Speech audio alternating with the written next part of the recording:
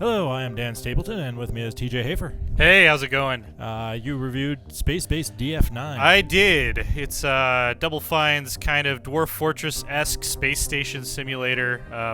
We're actually looking at, these guys say they're here to fix our airlock doors. I'm not sure if I should believe them or not. They might be pirates. So you're just building a space station here. Right, yeah. You start out with basically like 3 astronauts, and you have to get a life support and all that kind of stuff going. You can mine asteroids. Got my asteroid refinery here. Some scientists are working on some body armor technology for me here, and I'm working on building a bar because in space you gotta drink.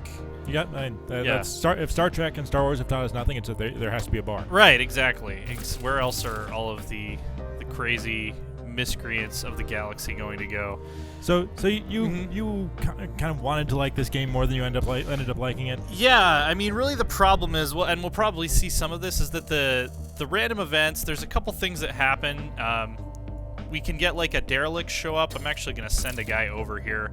You can get space pirates that want to like raid your base. There's just a few different disasters, basically almost SimCity style disasters, and they just happen too often. Like, you don't ever feel like you have a good period of like stability and build up in between just getting repeatedly kicked in the face by these space disasters. So, and you said they've got like Geiger style aliens in there. Yeah. Your people can become infected with this parasite where they will, have an alien burst out of their chest. This one was a little bit positive. These were just some stranded people who are going to come join my base now. So it's all very random encounter based, I guess. Right, yeah, and you'll get like asteroid showers that will like damage your equipment. This whole room ends up on fire 9 times out of 10. So things like that. You gotta assign people these different jobs. The thing is, like, they have a skill in the job, but also a how much they would actually like doing that job. So you might wind up with someone who would make a really good doctor, but he hates medicine, and he'll throw a fit if you try to make him do that particular job. So it's kind of an interesting balancing act that way. So the overall goal is just to build as big and thriving a station as you can, right? Right. I mean, it's there's not really an end game. You do have a tech tree. If we look at my research lab here, I can research better energy production. I can get like some better phaser rifles, body armor. Also, occasionally you'll have a new disease show up and you have to research the cure for it. So that could technically keep you playing infinitely because new diseases will spawn, so there will always be something for you to research. But kind of once you get to the end of the tech tree, it's just more about how many people can I support on this station before it all goes down in flames. Right. And you found that there wasn't like enough different things to research other than those random diseases. Yeah, like, I mean, there aren't really any new like rooms or buildings or devices that I could research to make my life easier. It's all just kind of incremental upgrades to things I already have. Reducing the likelihood of disease transmission, getting better yields from my refinery, doors that are more resistant to being blown down by pirates, stuff like that. So it's a little bit disappointing in that regard, because I'd love it if I could research like cool sci-fi tech and maybe send out beacons to bring more people to my base or something like that. But you said in the review that you felt kind of helpless to stop some of these big disasters that came after you. It's really the frequency that they come with. They'll come in these clusters where it's like, I just recovered from the space pirate attack that killed half of my crew, and then like 3 more space pirates show up. I don't know if it's a quirk of the RNG or if it does that, but I saw it pretty consistently in like 4 different bases I built. They all kind of ended the same way, where I was just recovering from one disaster. Oh, and here we have a new disease that's popped up. And you'll get these people coming along. Sometimes they're pirates, sometimes they're nice, sometimes they try to convince you that they're nice, and then they turn out to be pirates. I think these guys are probably... Now, I do like the art style. It's got some character, but I think you said one of the problems was you can't, because it's kind of sprite-based in a lot of ways, you can't rotate the view. Yeah, you can't rotate the camera, so if I were to build like a fire extinguisher something on this wall, fire extinguisher, I said that really weird, it's like you have to like navigate the mouse very carefully to click on it.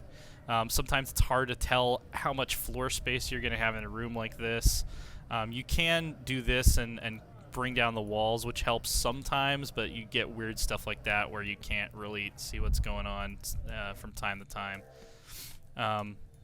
The people are really cool. Like they do have, you know. That's a chicken. Yeah, he is a chicken actually. He's a space chicken on 2 legs. They have like all this data about them. The only problem is there's no real way to look at this unless you click on every individual person. There's not like a menu I could go to that's like, okay, how are my people doing in terms of fun? Like who are the least happy people? You just kind of have to spot check everybody. Right. It would have been really nice to have a menu that's like, okay, who's not satisfied with their job? How many people do I have that are hungry? Which, by the way, they have no food right now. I should probably build them. And that does seem like kind of an issue. Food replicator. They're not legally allowed to call it food, so they have to put quotation marks around it. It does seem like kind of an issue in a game that's I mean, you're basically managing a spreadsheet here. Yeah. So to not have all that information available for easy access makes managing a spreadsheet tougher. Right. And if those values get low, you know, they'll pitch a fit and start, you know, setting things on fire, which is always a problem. That's what I do when I exactly.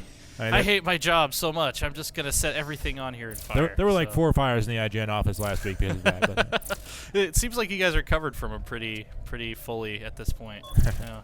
Yeah. But yeah, so like overall though, you enjoyed playing it, but found it frustrating to have your entire base demolished by like random attack after random attack. Right. You know, you try to get to the point where okay, I want to like build everybody a room, and then you know like half of your base will die off, and it's like, oh, all these new habitation rooms I built nice for everybody are now just laying vacant, and then you don't have enough technicians to maintain your equipment, and it starts lighting on fire, and then the fire spreads all through your base, and it's not the most fun thing to deal with when you're already, you know.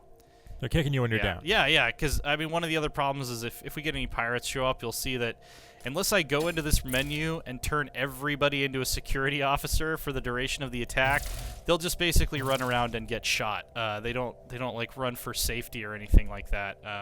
You can set up security alarms in specific rooms that will tell them to leave that room, but it becomes difficult to try to like herd them with a series of security alarms into a safe room of some kind. It would have been nice if there was either like a raise militia button or some kind of like a rally beacon that's like everybody get over here instead of just don't be here, which is what actually happens. Yeah, and those are kind of basic interface concerns, right? I mean like something like this where basically you're having to go in here and telling them, yes, I want you to fight back instead of die. Yeah.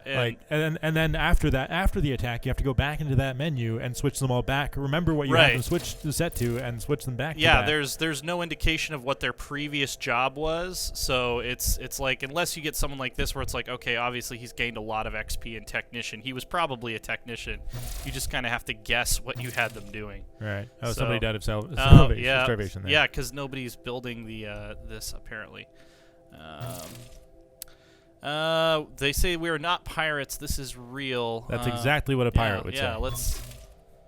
Okay, so docking now, new friends. All right, yeah, let's just welcome them aboard. I'm just gonna go ahead and open up the door. Let's see if I can get. Did that guy just fall over dead right there? I think he's sleeping. Oh, no, okay. He's starving because I've had a build order out for this. This food replicator for a while, and nobody is actually doing it. So maybe I need to assign more people to be builders. If somebody could get on that before everybody in the base starves. We have some kind of a bloody mess that happened out here. I don't know if somebody's spacesuit exploded or what exactly took place there. It did not go real well for that person, though. So this ship that docked was not a hostile group? Well, they have not sent anybody in here yet, so I'm not sure what exactly is their intention. Here's my security guy kind of clearing every room. It seems to be empty. Okay, well that's a good sign. Oh, they have actually have their own airlock here. I'm not. Yeah, that's a little strange. Ghost ship.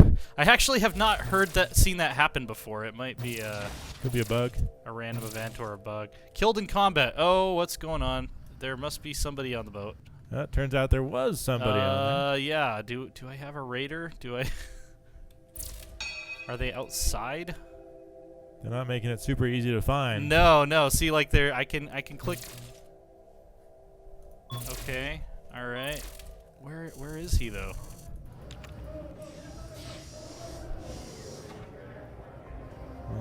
Well, apparently somebody is on my ship killing my people, but this is another problem with the data layer is I can't really.